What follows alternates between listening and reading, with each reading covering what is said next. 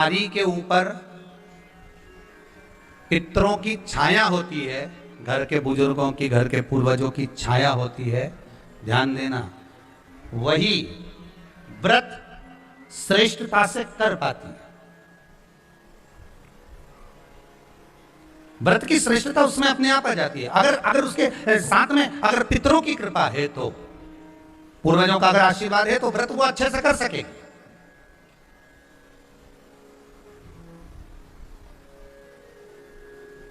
और सहज भाषा में समझ लीजिए, बहुत अच्छे से समझना इस बात को, कि मान लो, एक सरल भाषा में आप और अच्छे से समझिए उसको, बहुत अच्छे से,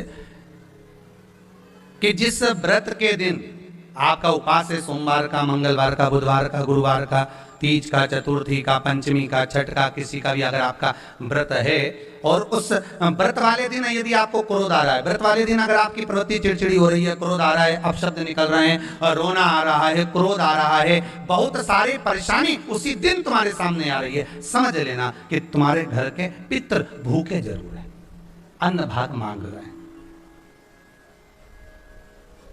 एक बात पहले भी कही थी, शायद आपको ध्यान में होगा, रात्रि को सोने के बाद, विश्राम के बाद, एक बार कहा था, आप लोगों को याद होगा, कि सोने के बाद में 2 घंटे के अंदर अगर आपकी नींद खुलती है, और खुलने के बाद यदि आपको भूख लग रही है, प्यास लग रही है, तो समझ लेना कि आपके पितर, आपके पूर्वज भूखे हैं, अन्न का भाग मांग रहे हैं, पानी पीने को मांग रहे हैं। उससे नहीं समझ सकते तो व्रत से समझो।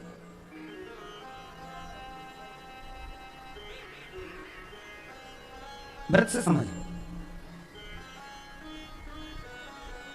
मान लो आपने व्रत किया और आपकी प्रवृत्ति चिड़चिड़ हो रही है, क्रोध आ रहा है, अपशब्द निकल रहे हैं, ताने निकल रहे हैं, या कोई कुछ कहकर चले गया और आपकी आंखों में अश्रु भर रहे हैं, आपकी आंखों में आंसू आ रहे हैं, तो वो श्रेष्ठ व्रत नहीं हो सकता, उसमें दुख है। पुष्प ताजा है तो आप भगवान को दोगे, सही है कि गलत है? केला अच्छा है तो भगवान को दोगे, वो काला पड़ गया तो तुम भगवान को दोगे क्या? अंदर से गल चुका है तो भगवान को दोगे क्या? नहीं, आप भगवान को दोगे। कोई फल ताजा है तो आप भगवान को दे दोगे, कोई पुष्प ताजा है, अच्छा है, तो आप भगवान को दोगे। अगर पुष्प मुरझा गया तो भगवान को दोगे क्या? पुष्प बेकार हो गया तो भगवान को दोगे क्या? नहीं। उसी तरह व्रत होता है, उसी तरह हमारा व्रत है। जिस व्रत में हमको क्रोध आ रहा है, जिस व्रत में हम चिड़चिड़े हो रहे हैं, जिस व्रत में हम अपशब्द कर रहे हैं, जिस व्रत में हमको रोना आ रहा है, जिस व्रत में हम किसी की बात का ठेस हमको पहुंच रहा है और हम क्रोधित हो गए, हम रो दिए, हम चिड़चिड़ हो गए, समझ लेना वो फूल मुरझा चुका है, वो व्रत तुम्हारा बेकार हो चुका है, उसको भगवान स्वीकार नहीं करेगा। और जिस व्रत में आपके चेहरे पर प्रसन्नता, हम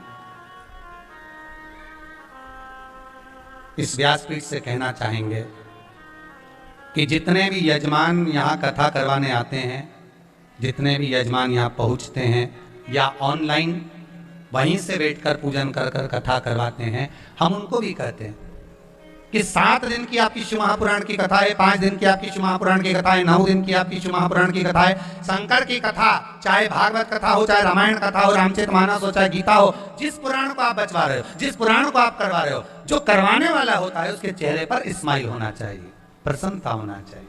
क्यों?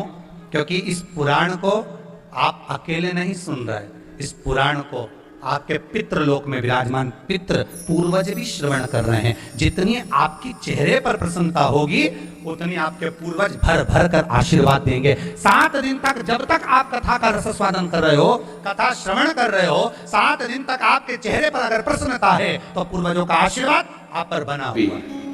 कोठारी नगर, जलगांव, जिला जलगांव, फोन नंबर मेरा ये है। कहीं बैठी हो तो हाथ हिला सकती हैं। अगर कहीं बैठी हो, भाग्यश्री शंकर श्री, कोठारी नगर, जलगांव, जिला जलगांव, फोन नंबर ये है।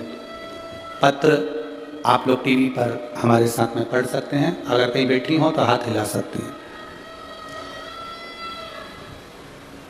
गुरुजी, मैं जलगांव की रहने वाली हूँ। गुरुजी, शिवजी को 1 लोटा जल चढ़ाने का क्या महत्व है, इसका मैं वर्णन करूं। मेरे पति 18 साल से शराब के व्यसन में थे। मेरे पति व्यसन के कारण घर में इतना ज़्यादा लड़ाई झगड़ा होता था कि मुझे और मेरे बच्चों को खाना भी नसीब नहीं होता था। मैं बहुत दुखी हो गई थी। एक दिन मेरी सहेली ने बताया कि टीवी पर सीहोर वाले महाराज की कथा आती है, तो कथा सुनना चालू कर और शिवजी के मंदिर में 1 लोटा जल चढ़ाना चालू कर। मेरी सहेली कहती थी, हम तो बाबा के भरोसे चलते हैं, तू भी बाबा के भरोसे और बाबा दिल से प्रार्थना कर। मैंने बाबा को जल चढ़ाना प्रारंभ करा, बाबा से प्रार्थना करना प्रारंभ करी। 1 लोटा जल चढ़ाती, जल लाकर उनको देती, बेलपत्र चढ़ाती, उनके पास रख देती। मैं बाबा का क्या गुणगान करूं गुरुदेव, बाबा सही में बाबा है, मेरे दुख का निवारण कर लिया।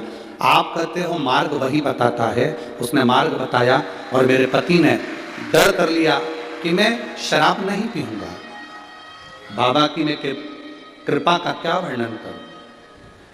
पशुपतिनाथ का केवल 3रा सोमवार था और मेरे पति ने खुद कहा कि मैं अब नशा करना छोड़ देता हूं। उसके बाद आज तक उन्होंने मदिरा को हाथ नहीं लगाया।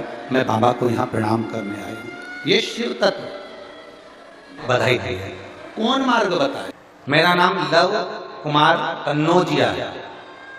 मैं दिल्ली के चांदनी चौक क्षेत्र का निवासी हूँ।